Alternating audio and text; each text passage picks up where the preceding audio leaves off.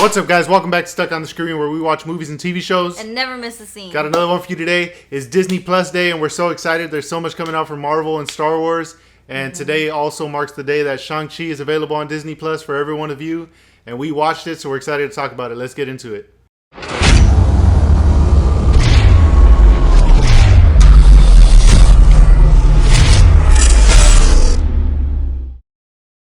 So we were supposed to watch this movie before Eternals, but we missed it, and we caught it when it came out on Disney Plus. And I was gonna basically compare the two movies because we seen Eternals first. I think this is 100% better than Eternals. It's just the pacing is way better. Yeah. Like it's not as long a movie, and the action is really cool. And he's fighting with like regular martial arts, so it shows that you don't need like superpowers like all the Eternals do, and their powers are lame anyways. But you don't need powers to make an entertaining movie. I loved Eternals; it was good too. I'm not saying it's a bad movie. However, just the martial arts in this, and just the action and the storyline, all of it was good. The villain was good. I don't know. I loved it. What do you think? I really like this movie. I feel like I'm glad we watched it after Eternals because I don't know. It's just from the jump, like instantly I was intrigued, and it was just I already knew it was gonna be so much better. I love the comedy in the movie. I feel like it was very funny. Yeah, Awkwafina brought a lot to the movie. Yeah, I love her. Oh, I love her so much. Yeah, she definitely she knew when to be funny in the movie. Like she was serious during the serious scenes, and she actually picked up the bow for herself later, which was really cool. Yeah, she actually was a big part of the final scene, and shooting it in the neck. I was surprised, honestly. Yeah, and she and that old man already had a bond. I know. Oh my gosh. But yeah, not just her, but the movie had its comedy elsewhere too, in other places. So getting into a little bit of action though, I really liked the bus scene. The bus scene was so damn cool. And I honestly, it reminded me a little bit of the Spider-Man train Low scene. Key, yeah. Low key or yeah, it did remind me of the Spider-Man scene, and I don't know why, but it was just so cool to see him like flipping around the railing and stuff like that. And when that guy brought out his sword, I didn't expect that at all. Me either. The sword out of his hand, and I like the idea of when Katie was driving him to turn like that, and then the thing just flipped. But the martial arts in it was really cool, and it was like a nice, refreshing moment to see martial arts in Marvel movies rather than like superpowers, you know. Honestly, with that scene, like when the guy came up to him, I was just like so confused, like because you don't really know what he wants at first. Yeah, or I didn't know. I mean, I knew of the background of him, but I didn't know he already knew how to fight. So I was taken by surprise. Neither did Katie, yeah. Yeah, I was on the same boat as Katie. Like, you think you want to fight him? but they snatched his pendant though. They got away with it. Yeah. You could tell how close a friend that Katie girl is. Actually, her grandma wants them to marry each other. Yeah. Which is pretty funny. But Katie's so close a friend that even after all that action and that danger, she was willing to go fly with him into more danger. Yeah. And she didn't even care about it. She just, I'm going with you. Walked out of the room, stormed out of the room. So they go to his sister, and his sister owns an underground fighting organization now.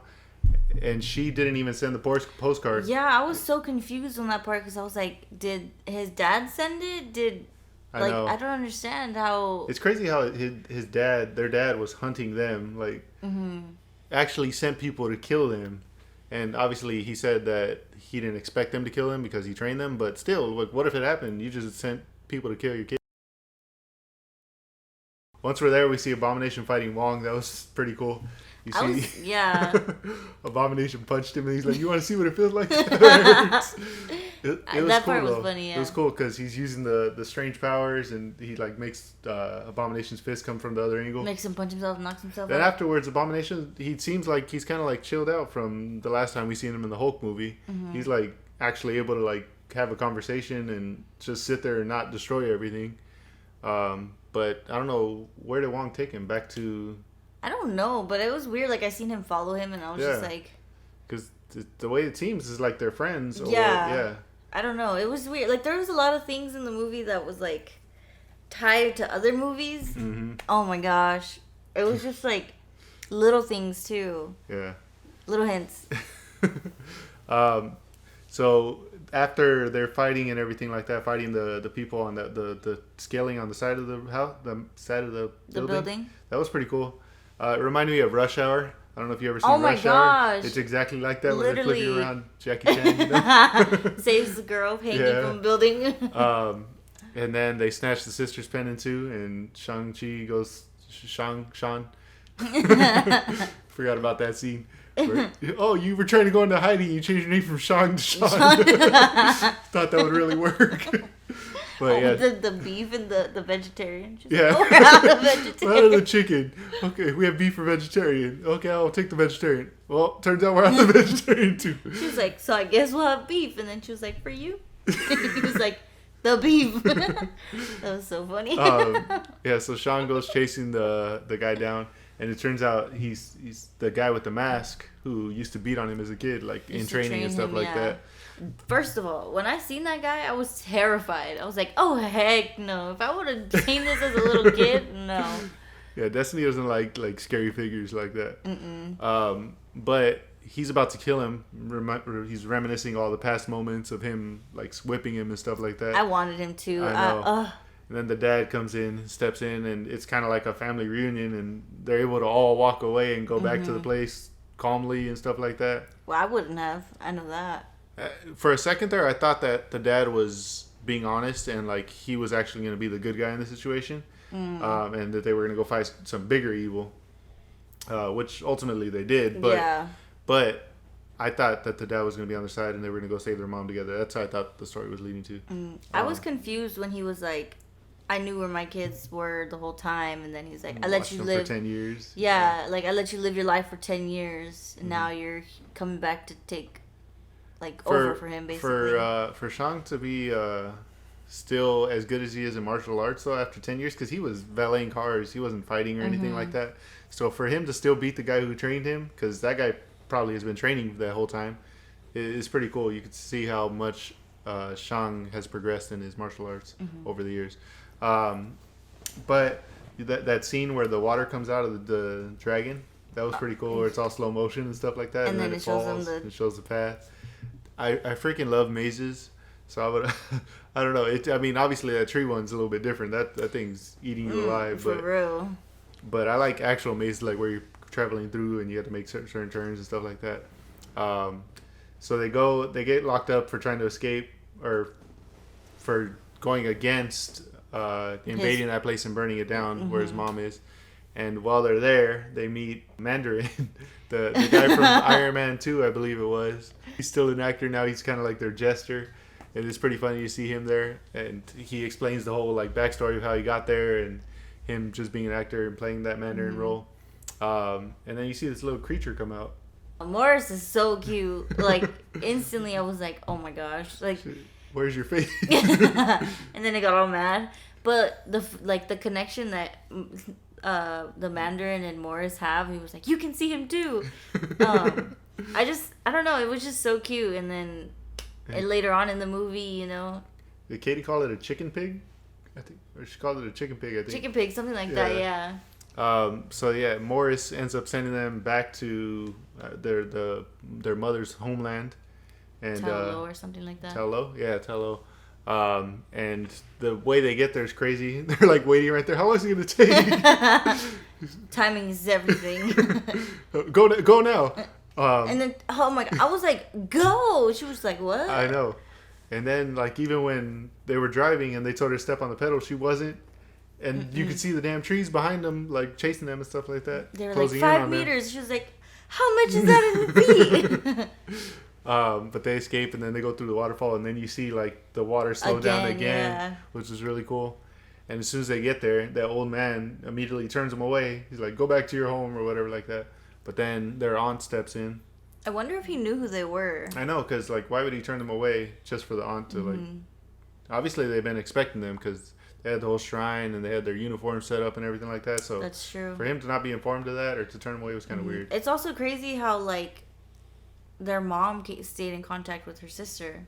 Because, like, you know, she had a shrine for her. She knew she was dead. Yeah. And she, like, put together they obviously loved her. Just not the true. That's man. true. And I'm surprised the mom actually abandoned her whole family. Not abandoned, but like left her whole family all for this man. That's true. Who ended up being an evil douche. But up until the end where he saved Shang Chi, but that's stupid. That's too little, too late again.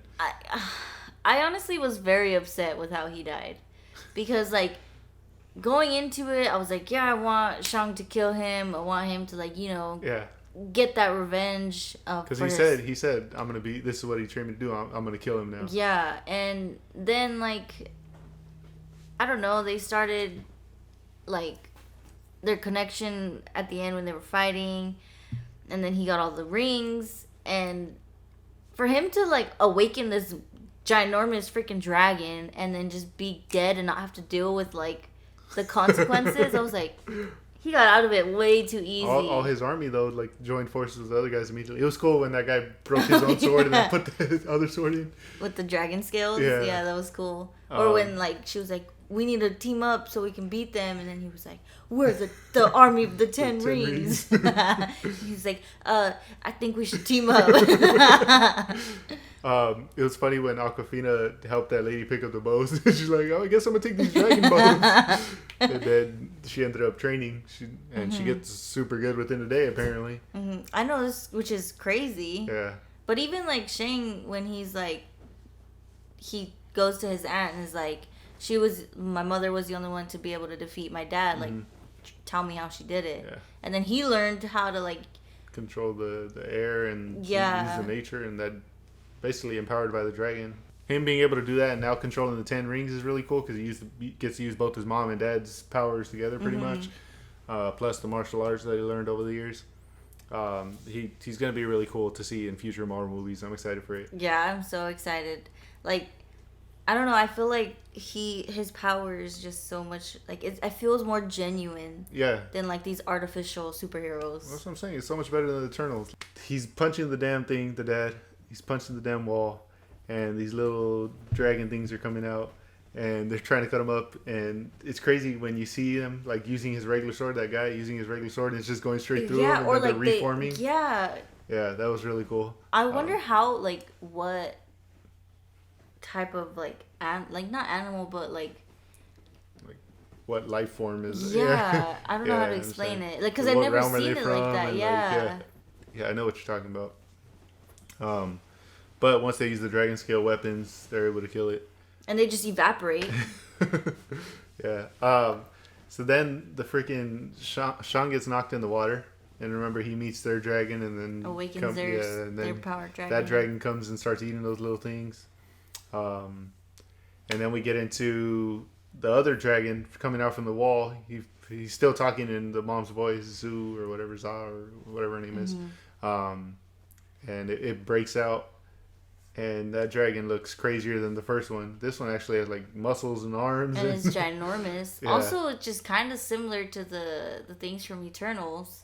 It kind of reminded me of a deviant with like this sucking the souls and like the power, and then like how on Eternals the main deviant was like had all those extra arms and like he did take the like life form out of people, huh? Yeah. You're right. Yeah, that is kind of similar. I didn't even think about that.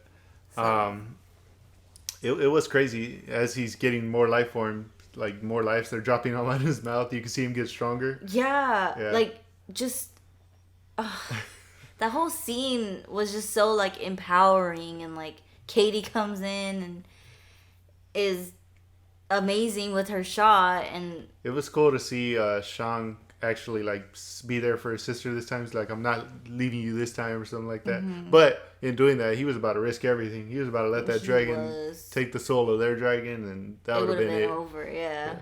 But luckily, like you said, Aquafina, Katie, whatever her Chinese name is, like you said, Ruin. Yeah, Ruin.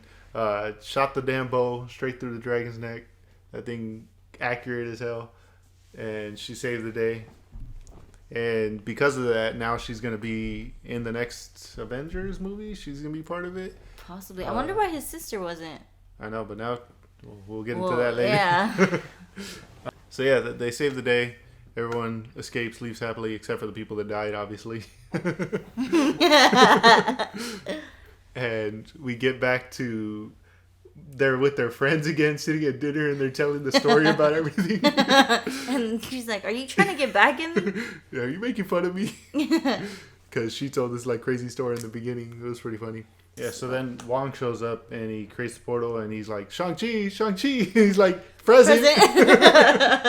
And then he takes both Shang and Katie and he's like, yeah, I need you guys to come with me. Do you still have the 10 rings?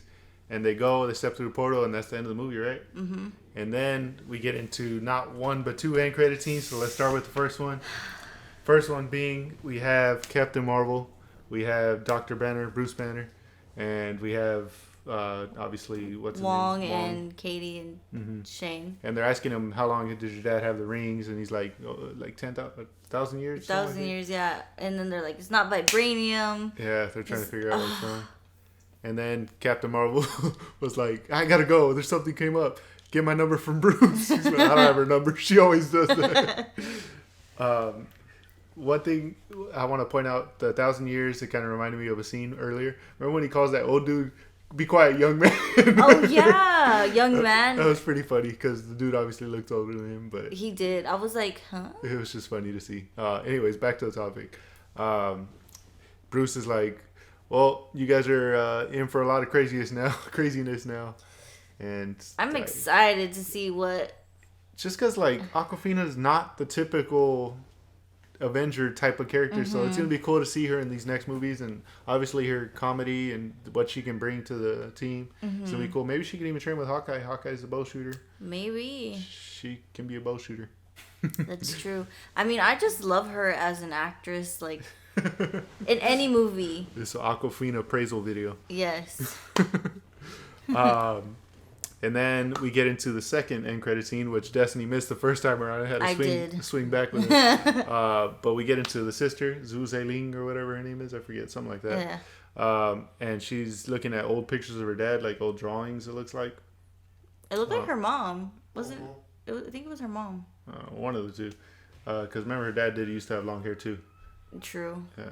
So, anyways, looking at old pictures, and then the dude with the sword arm comes in. He's like, "They're waiting for you," and she goes out and she sits in her dad's chair on the throne, and she's like, "Well, let's get to business. We got business to do." And Destiny thinks they're making a movie or something. That's like that. what it looked like. It looked like a film production. It was just like the way they're moving. They have like laptops and stuff like that. But then you go outside and everyone's training right there, and everyone's walking around with weaponry. So and it was like mainly females. Well, it was females at first, and then the second group was men. So they were like split.